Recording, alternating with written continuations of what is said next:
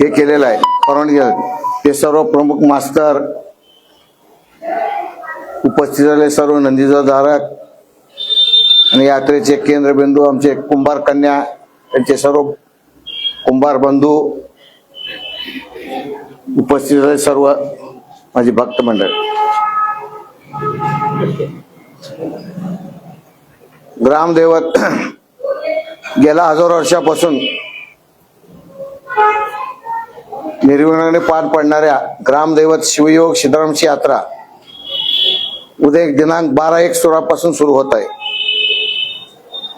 तत्पूर्वी उद्या शुक्रवार पेठ येथील शेटे यांच्या वाड्यात योगदंडाच्या पूजनेने धार्मिक कार्य सुरू होत आहे.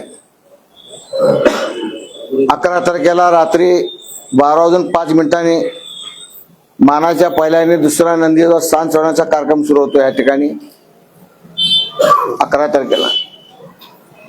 12 तारखेला पहिला शिव म्हणजे एंडी मज्जन,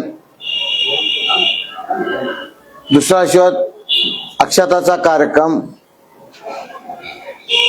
तिसऱ्या दिवशी होमविधीचा धार्मिक मकर संक्रांतीचा धार्मिक कार्यक्रम, 15 तारखेला शोभेच्या दारुकामाचा कार्यक्रम आणि 16 तारखेला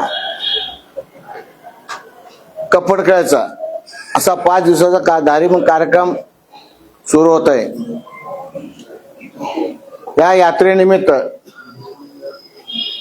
या सोलापुरात सगळ्याकडे आनंदोत्सव आहे.